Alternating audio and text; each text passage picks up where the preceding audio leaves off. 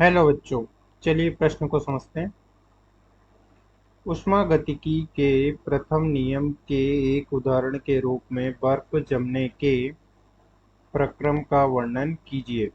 यह ध्यान रखिए कि बर्फ का आयतन समान द्रव्यमान के जल के आयतन से अधिक होता है।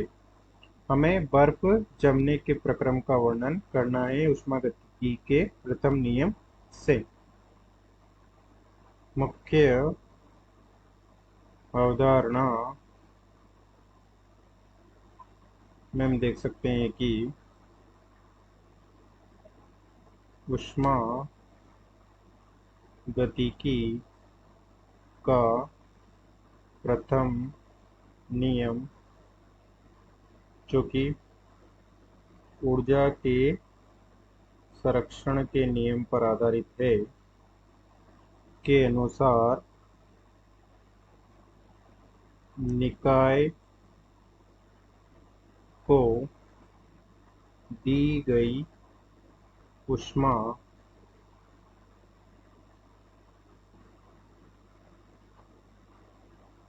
निकाय को दी गई ऊष्मा परिवेश के विरुद्ध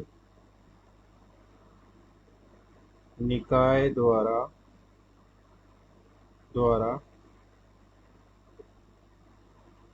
किए गए कार्य डेल्टा डब्ल्यू तथा आंतरिक ऊर्जा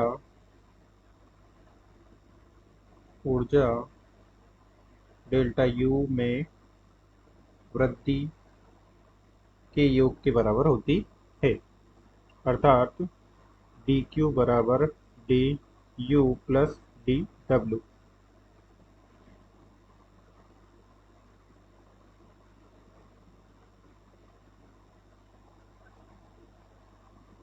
यहाँ डी क्यू बराबर दी गई ऊष्मा है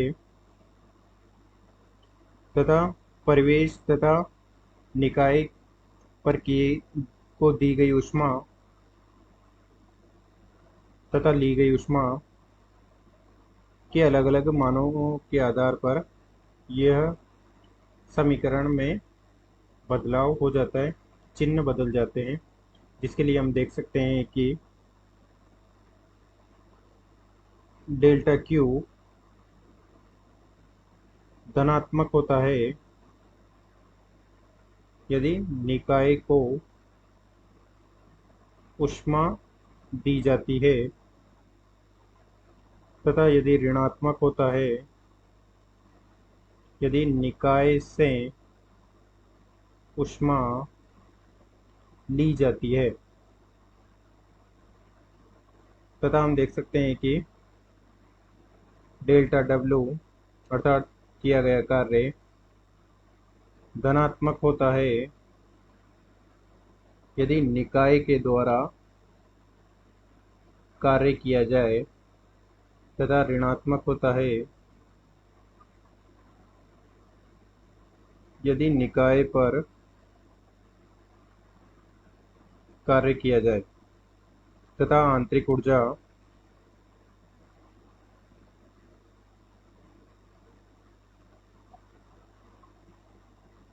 ऊर्जा डेल यू, जो कि यू बराबर होती है अणु की गतिज ऊर्जा प्लस उसकी स्थिति विन्यास के कारण स्थितिज ऊर्जा।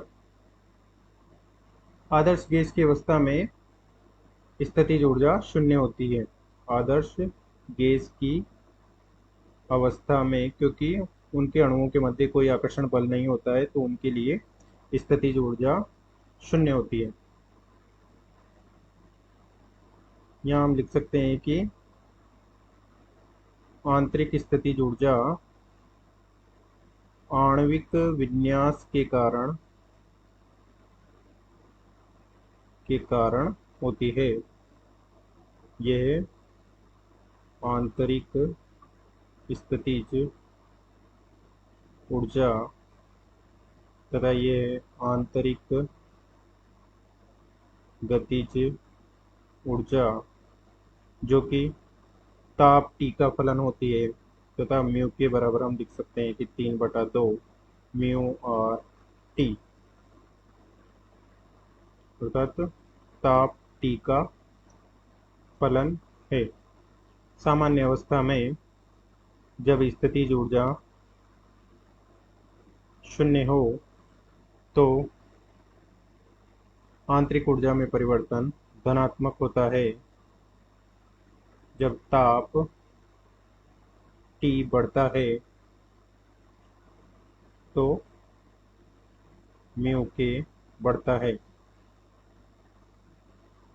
इस स्थिति में हम सामान्यतः मानते हैं कि म्यू पी बराबर 0 है तथा ऋणात्मक होती है जब ताप टी घटता है तो म्यू के घटता है। इन दोनों स्थितियों में स्थितिज ऊर्जा शून्य है। अब चलिए प्रश्न को हल करते हैं। प्रश्न में दिया गया है कि जल से बर्फ का निर्माण हो रहा है। इस प्रकार से जल से बर्फ का निर्माण हो रहा है।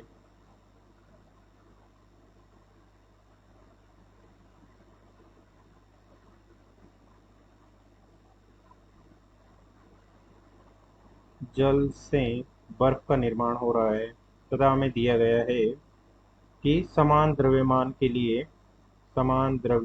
के लिए जल का आयतन कम होता है बर्फ के आयतन से, अर्थात आयतन बढ़ रहा है।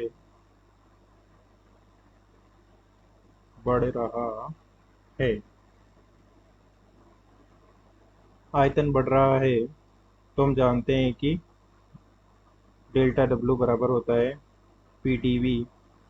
आयतन बढ़ रहा है अर्थात कार्य निकाय द्वारा कार्य किया जा रहा है, अर्थात डेल्टा डब्ल्यू धनात्मक है तथा 0 डिग्री सेल्सियस के जल को 0 डिग्री सेल्सियस के बर्फ में बदलने के लिए अवस्था परिवर्तन हो रहा है, अर्थात इस स्थिति में तापक्रम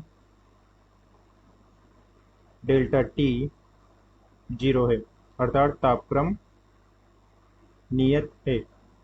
तो हम देख सकते हैं तापक्रम नियत है तो गतिज ऊर्जा आंतरिक गतिज ऊर्जा में परिवर्तन डेल्टा यू के बराबर 0 होगा, परंतु स्थितिज ऊर्जा जो कि आणविक विन्यास पर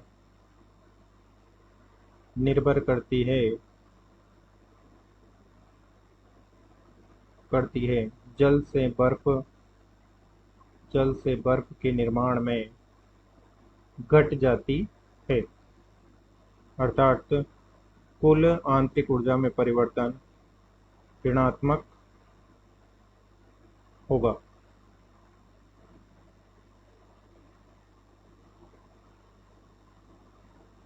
तथा हम देख सकते हैं कि जो आयतन में वृद्धि के लिए जो वायुमंडलीय स्थिर दाब है, क्योंकि सब जगह पर दाब P1 वायुमंडलीय दाब दोनों स्थानों पर समान है,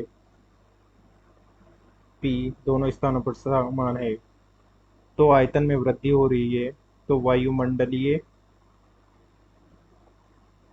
दाब के विरुद्ध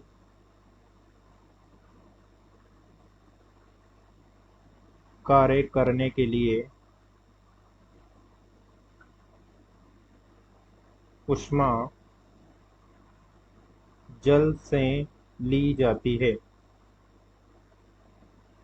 अर्थात डेल्टा क्यू माइनस ml, यानी कि m द्रव्यमान के जल की L गुप्त ऊष्मा ली जाती है, जबकि हमने देखा है कि जब ऊष्मा ली जाती है तो उसका मान ऋणात्मक होता है। तो इससे हम देख सकते हैं कि ऊष्मागतिकी के प्रथम नियम से डेल क्यू बराबर D U plus del W. तो यहाँ पर जल से निकाय से ऊष्मा ली जा रही है, तो माइनस एम एल बराबर होगा,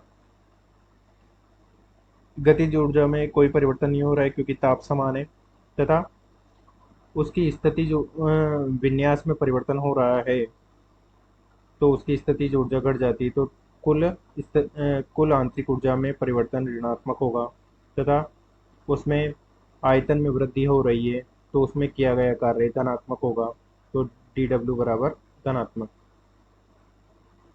अतः बर्फ से जल से बर्फ जमने के लिए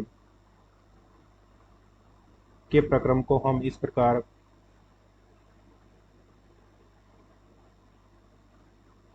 ऊष्मागतिकी के प्रथम नियम से प्रदर्शित कर सकते हैं। आशा करते हैं आपको समझ में आया होगा। धन्यवाद।